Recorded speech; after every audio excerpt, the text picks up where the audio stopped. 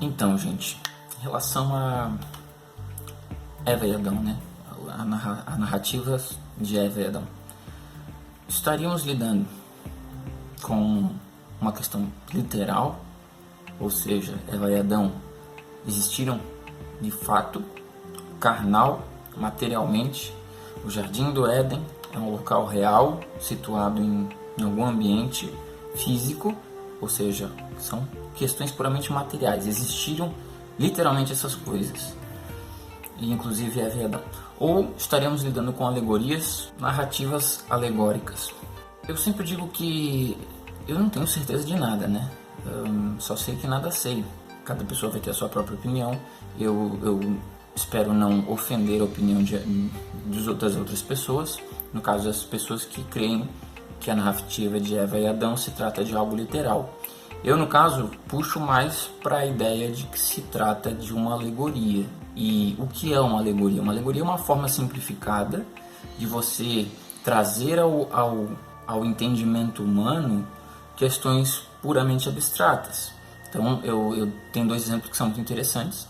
O exemplo do gato de Schrödinger, que foi um físico, né, que trabalhava com física quântica, e ele tinha para explicar uma questão acerca de partículas subatômicas, ele criou uma alegoria. Ou seja, não sei se vocês sabem, mas no mundo subatômico, partículas subatômicas elas se manifestam de formas muito curiosas. Então, por exemplo, uma partícula subatômica, ela ganha sua configuração no momento em que ela é mensurada pelo homem. Então, por exemplo, antes de você medir o spin de uma partícula subatômica, você não tem como de fato saber qual o direcionamento dela. O spin ele ganha o seu direcionamento a partir do momento que ele é mensurado. Então, enquanto não é mensurado, ele, na verdade, a partícula ela oscila nas duas possibilidades simultaneamente. Para explicar isso de uma forma mais simples, ele criou a alegoria, o gato de Schrödinger, onde você tem um cofre com uma ampola de veneno dentro, você coloca esse gato dentro do cofre e fecha o cofre. Enquanto o cofre está fechado, você não sabe se o gato está vivo ou morto. Ele pode estar vivo ou ele pode estar morto, porque pode ter quebrado a ampola de veneno e se envenenado. Você não sabe se ele está vivo ou morto. Você só vai descobrir a real condição do gato no momento que você abrir o cofre. Então, enquanto o gato está lá dentro fechado, ele está vivo e morto simultaneamente. Ele é as duas coisas simultaneamente. Ele só assume uma ou outra forma no momento em que você abre o cofre e o observa e constata a sua realidade. Aí ele assume a forma vivo ou morto, mas enquanto ele estiver lá dentro, ele é as duas coisas ao mesmo tempo. Ou seja, para explicar questões da física quântica muito abstratas, ele utilizou uma alegoria. Mesma coisa fez Platão para explicar a sua teoria das ideias, a teoria das formas perfeitas de Platão. Ele desenvolveu uma alegoria chamada a alegoria da caverna, ou seja, uma forma mais simplificada de explicar algo muito abstrato. Porque quando você está diante do abstrato, não existem palavras para dar conta do significado das coisas abstratas. Então, pega-se o abstrato, traz para um local comum, um local de fácil entendimento do homem, no caso de Platão, uma caverna com prisioneiros, né? Um contexto mais humano para você explicar questões muito abstratas. É para isso que servem alegorias. Eva e Adão, creio eu, posso estar redondamente enganado, mas parece ser uma alegoria para trabalhar questões abstratas relacionadas à moralidade, relacionadas ao livre-arbítrio, relacionadas ao pecado original. O pecado original, o livre-arbítrio, essas questões elas podem ter ocorrido não num jardim físico com uma árvore e um fruto físico, com uma Eva e um Adão reais de carne, né? Isso tudo pode ter acontecido num plano puramente abstrato, puramente conceitual, e foi traduzido pelos indivíduos do Velho Testamento em uma linguagem mais perto do entendimento humano, com um jardim, uma árvore, um fruto, comer ou não um fruto, né? As questões acerca do livre-arbítrio, do pecado original, do acesso ao conhecimento, do bem, do mal, são questões extremamente complexas, extremamente abstratas, e que para explicá-las cria-se um cenário mais favorável.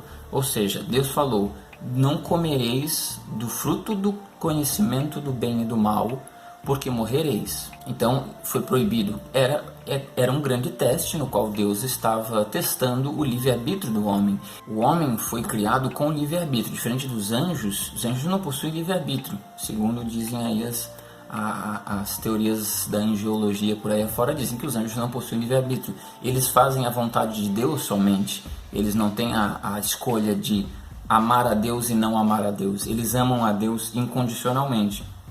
Parece que o primeiro anjo a ser criado com livre-arbítrio foi Lúcifer, e Lúcifer escolheu amar a si próprio em vez de amar a Deus. E por isso toda a queda dos anjos e a guerra celestial entre Lúcifer e uma terça parte dos anjos e o restante dos principados. Lúcifer, utilizado do livre-arbítrio para descrer em Deus e para amar a si mesmo, no momento em que é criado o homem, Deus coloca este teste. Deus executa um teste para testar a moralidade do homem, se o homem realmente ama a Deus ou se escolheria amar a si próprio, vamos dizer assim. Então é colocado a questão da árvore com o fruto do conhecimento do bem e do mal, e que se esse fruto for comido, certamente haverá a morte. É isso que Deus fala. Depois vem a serpente, representante do mal, e seduz o homem, a mulher, seduz o gênero humano a comer o fruto, dizendo o seguinte: podes comer do fruto, se comerdes, saberás o que Deus sabe, serás como Deus, e sendo como Deus, não morrereis. E engana a serpente. A questão de Lúcifer é sempre essa, né? É ser igual a Deus ou forçar os outros, impedir os outros a querer ser igual a Deus. Então, a serpente engana o homem, e o homem, através do livre-arbítrio, ele tinha a escolha de seguir o que Deus falou, ou seja, fazer a vontade de Deus e fazer a sua própria vontade. O homem faz a sua própria vontade e peca, né? E aí come do fruto e vem o pecado original, a morte entra na humanidade, o homem vê a sua própria nudez, sente a vergonha, é expulso do paraíso, cai na mesma condição dos anjos caídos, inclusive na terra, a condição do pecado, e a morte entra na humanidade. Por isso que todos os seres humanos morrem por causa do pecado original colocado por Eva e Adão no jardim do Éden.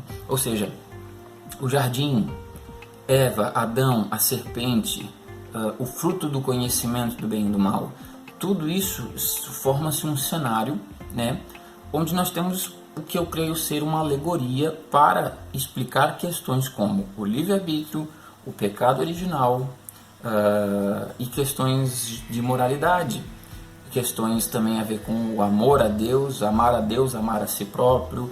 Então, assim, não creio eu que existiu de fato um jardim do Éden localizado em algum ambiente físico, né, com um Adão e uma Eva físicos. Isso tudo se deu, caso tenha ocorrido, num plano conceitual, eu diria assim, num plano puramente abstrato, e que para você traduzir essas coisas em linguagem humana, você traz para um ambiente comum, cria-se uma alegoria com personagens, com um cenário, onde se desenrola uma narrativa para dar conta de explicar questões abstratas, como principalmente o livre-arbítrio e o pecado original. O Gênesis, ele é repleto de muitas partes alegóricas, narrativas míticas, partes históricas também, partes literais, mas existe essa mescla. Você tem que tentar entender. Tem coisas que são bem misturadas, você vê alegorias misturadas com questões literais, tudo junto ali. Então é um estudo que tem que ser feito, né? Eu estava comentando até agora há pouco com amigos, que quando você vê o Novo Testamento e o Velho Testamento, o Novo Testamento ele é mais literal mesmo, porque se trata do relato feito por apóstolos da vida de um indivíduo, Jesus Cristo. Jesus Cristo que viveu em Jerusalém, num determinado local, com determinadas pessoas em volta, teve uma vida onde foram feitas determinadas ações, e depois ele foi crucificado. Então, se trata de uma questão puramente literal mesmo, um indivíduo que viveu um indivíduo físico, real, que viveu num local físico, num contexto verdadeiro, Jerusalém, tudo isso ali aconteceu de forma histórica. Então, a história de Jesus Cristo não é uma alegoria para explicar questões abstratas. Não se está tentando explicar nada de abstrato com a história de Cristo. Está realmente querendo ali se relatar um acontecimento real, histórico. Quando você vai se aproximando do Velho Testamento, principalmente quanto mais para perto de Gênesis, você já tem outro contexto ali.